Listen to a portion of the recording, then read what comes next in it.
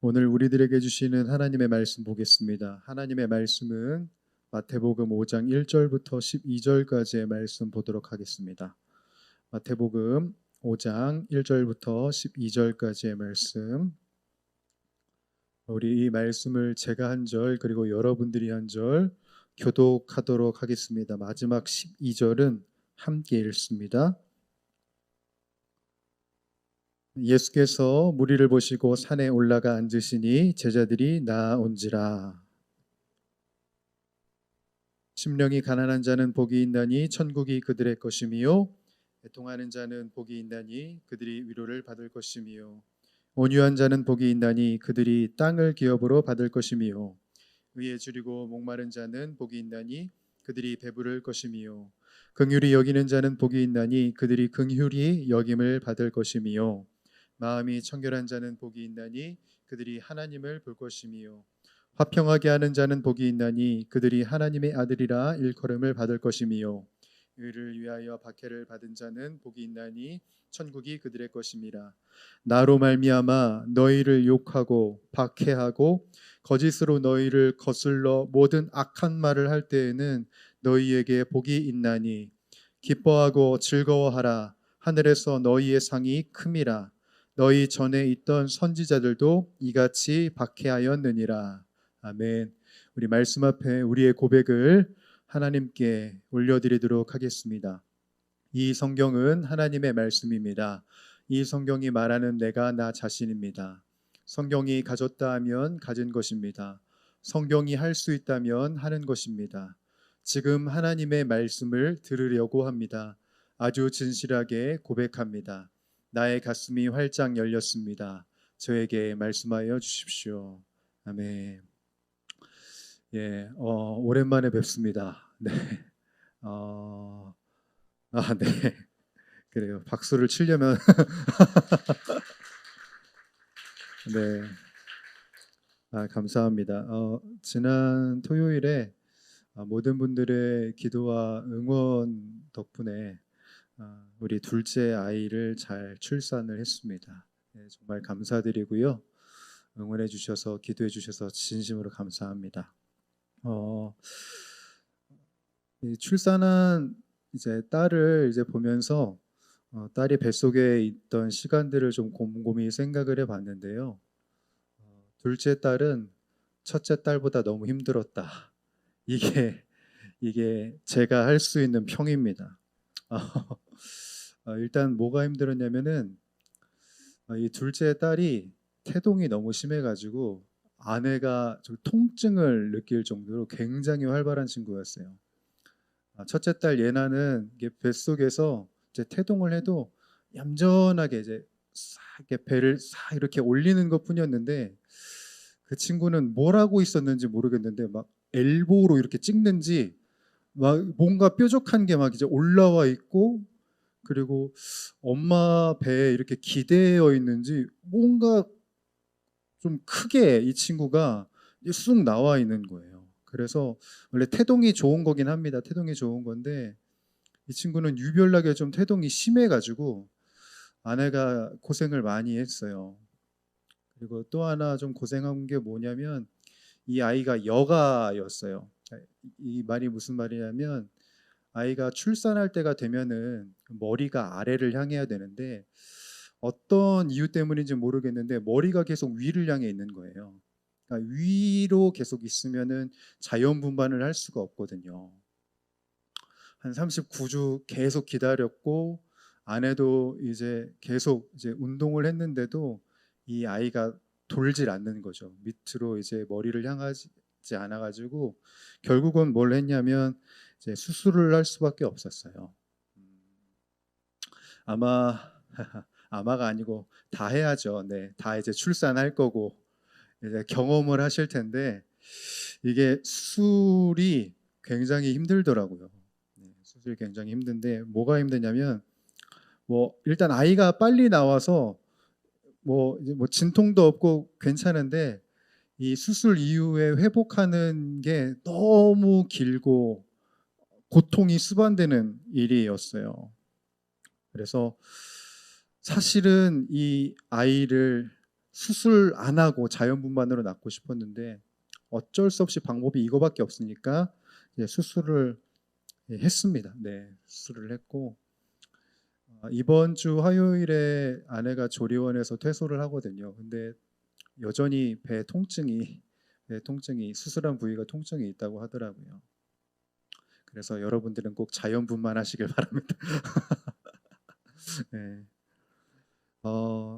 사실 통증이 계속 있었고 아픔이 계속 있었음에도 불구하고요. 아내는 지금 되게 좋대요. 왜 좋냐면 딸을 안으니까. 그래서 이 아픔과 고통이 씻은 듯이 날아갈 듯이 이 기쁨이 크다고 하더라고요. 제가 이 시간을 이제 보내면서 목회자다 보니까 아무래도 이제 예수님께서 우리를 위해 당하신 고통과 고난이 다시금 생각해 보게 되었어요. 주님이 우리를 위해서 고통과 고난을 감내하셨는데 그게 무엇 때문이냐면 사실 우리들의 온전함을 위해서 하신 거거든요. 여기서 말하는 온전함이란 예수님이 말씀하시는 온전함이란 뭐 도덕적으로 완벽하고 죄가 없는 그런 클리어한 상태를 이야기하는 것이 아니라요. 주님이 말씀하시는 또한 성경이 말하는 그 온전함의 거의 대다수는 하나님과 사람 사이의 관계를 의미합니다. 관계의 영역을 의미해요. 하나님과 우리 공동체가 하나로 연합되어 있는가? 하나님과 우리가 자녀로서의 관계가 회복되어 있는가? 이 질문을 하나님께서는 계속해서 던지시고 성경에서도 계속 우리들에게 질문을 던지거든요. 그러니까 우리들은 이 온전함에 대해서 관계에 대한 것이라는 걸 염두해야 된다는 거죠. 근데 성경을 봐서도 알겠고 또한 여러분들이 삶을 살면서 알겠지만 사람들이 하나님의 의도, 그 온전함의 의도대로 나아가지 못하고 그 반대로 나아가는 것을 우리들이 보게 됩니다.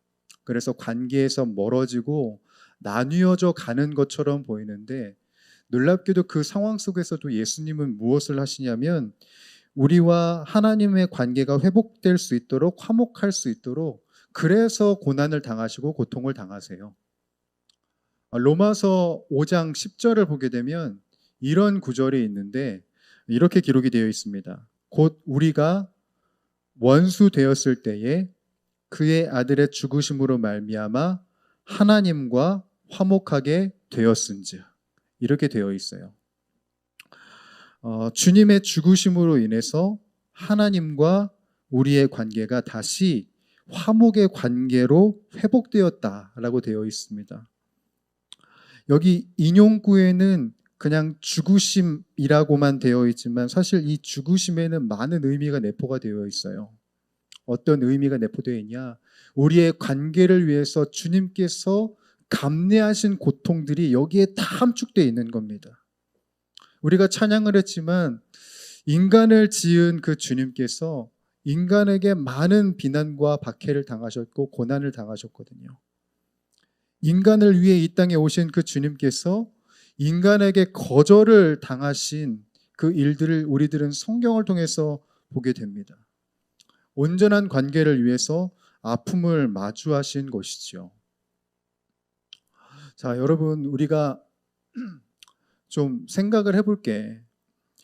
아무리 하나님과의 관계를 위해서라도 누가 비난과 거절과 죽음을 기꺼이 마주할 수 있겠습니까? 누가? 이 자리에 앉아 있는 우리가 그것을 어떻게 감당할 수 있을까요? 우리들은 옳은 말이라도 당장 내 마음에 들지 않는 그 한마디에 크게 상처받고 상심하는 존재들이 바로 우리들이기 때문에 참 이게 쉽지 않고 어려운 과정입니다. 하나 좀 예를 들어보면 전에 예나 얘기를 좀 하면 예나가 하도 숙제를 안 하고 유튜브만 보고 게임만 하려고 하는 거예요. 그래서 아빠로서 그냥 그걸 볼 수가 없지 않습니까? 아주 따끔하게 옳은 말을 했어요.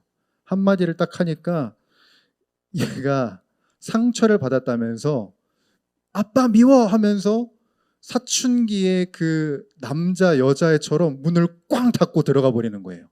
아, 아빠가 너무하다고 펑펑 울고 있는 거예요. 그러니까 우리들은 그런 존재죠. 아무리 맞는 말이라고 이렇게 해야 되는 게 맞다는 것을 알면서도 서운하면 상처 입고 상심하는 게 우리들인데, 예수님은 그 옳고 온전함을 위해서 비난을 당하시고 고난을 당하시고 거절을 당하셨다는 겁니다.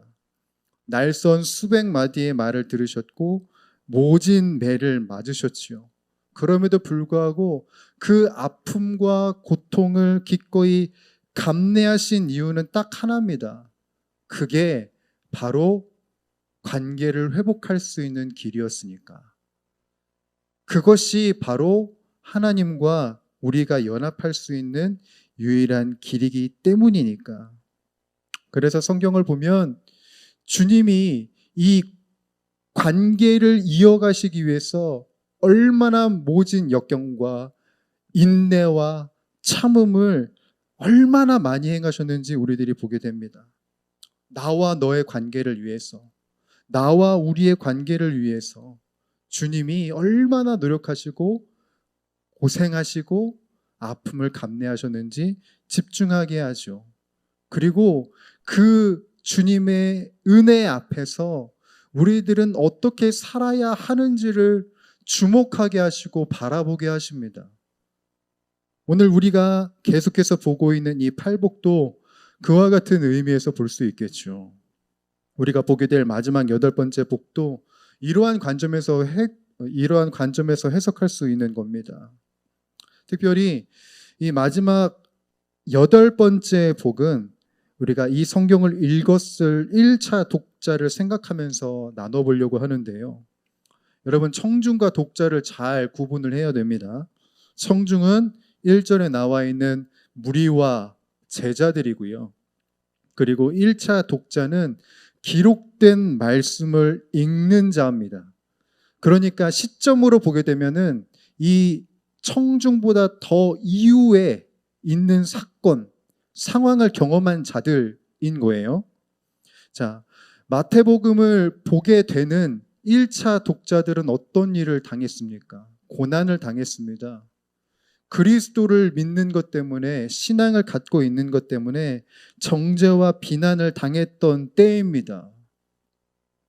그런 박해 속에 있는 이 독자들에게 예수님께서는 뭐라고 이전부터 이야기하셨냐? 오늘 10절, 12절 이렇게 이야기하시는 거예요. 함께 읽어보죠. 시작. 의를 위하여 박해를 받은 자는 복이 있나니 천국이 그들의 것임이라. 나로 말미암아 너희를 욕하고 박해하고 거짓으로 너희를 거슬러 모든 악한 말을 할 때에는 너희에게 복이 있나니 기뻐하고 즐거워하라. 하늘에서 너희의 상이 큼이라. 너희 전에 있던 선지자들도 이같이 박해하였느니라. 아멘. 이런 말씀을 진작부터 주셨다는 거예요. 특별히 10절에 있는 이 의는 어떤 것이냐? 앞선 7가지의 복을 붙들고 살아가는 것을 의미합니다. 주님이 나를 원하시듯 나도 주님을 원하고, 주님이 나와 하나가 되길 바라시듯 나도 주님과 하나 되기를 바라는 그 신앙, 그 행동, 그 태도, 그 첫 번째부터 7가지의 태도를 지키고 살아가고 있는 것을 의미하는 거예요. 그렇게 살아가는 사람들에게, 그렇게 관계를 추구하는 사람에게 무엇이 오게 되냐면 박해가 오게 된다. 그런데 이 독자들은 그 박해조차 감내합니다. 이 박해를 헬라어로 디오코라고 하는데, 이 단어는 밀려들다, 몰아내다, 추적하다라는 의미가 있어요. 주님과의 관계를 추구하게 되면 어떤 일이 벌어지게 되냐? 정말 밀려드는 일들, 몰아내는 일들, 추적되는 일들이 벌어집니다. 무슨 말이냐면 끊임없이 하나님과 나와의 관계가 온전하지 못하도록 밀려드는 도전들이 생겨나고요. 그리고 우리를 신앙으로부터 몰아내고자 하는 시도가 곳곳에서 일어나고요. 신앙에서 넘어뜨리려고 하는 그 도전들이 끝까지, 한순간만이 아니라 끝까지 성도들을 추적합니다. 신앙이 없다면 겪지 않았을 아픔들이, 그 박해들이 찾아온다는 거예요. 마태복음을 읽은 그 독자들이 그랬다는 겁니다. 주님을 믿는 믿음 때문에 이러한 고난들과 이러한 박해들이 있었다는 것이죠. 직장이 사라지고, 삶이 깨어지고, 관계가 무너지고, 내가 속해 있던 그 유대 공동체에서 쫓겨나는 경험들을 해요. 그럼에도 불구하고 이들은 뭘 했다? 그 박해를 감내했다는 겁니다. 그 비참한 상황 속에서도, 자신이 쫓겨나는 그 상황 속에서도, 다른 사람들에게 비난과 손가락질을 당하는 그 상황 속에서도 고난을, 아픔을 감내했다. 왜일까요? 이 1차 독자들이 머리가 안 돌아가는 사람들이라서 그럴까요? 아니면 종교의 아편에 취해가지고 판단할 근거를 잃어버렸기 때문일까요? 아닙니다. 이 1차 독자들은 그 어느 누구보다도 또렷한 정신으로 의를 위하여 박해를 받았습니다. 왜냐하면 첫 번째부터 7번째까지 이르면서 이 신앙을 추구할 때 주님께서 주신 은혜가 너무나도 컸고, 그 관계 안에 머물 때에 주님이 주셨던 그 은혜들이 너무나도 컸다는 것을 기억하고 있었기 때문입니다. 몰려오는 현실들, 일상의 염려들, 걱정들, 근심들, 그게 현실이지만 이 사람들은 그 현실 속에서 또 다른 현실을 봅니다. 뭘 보냐면 주님과의 이 관계 안에서 오는 풍요와 행복과 평안을 보게 된 것입니다. 그래서 변치 않고 그들은 의를 위하여 박해를 감내하는 것이지요. 그 순간 속에서도 실존하시는 주님과의 관계에 나의 생명을 두고, 나의 소망을 두고, 나의 전심을 둘 수 있었던 겁니다.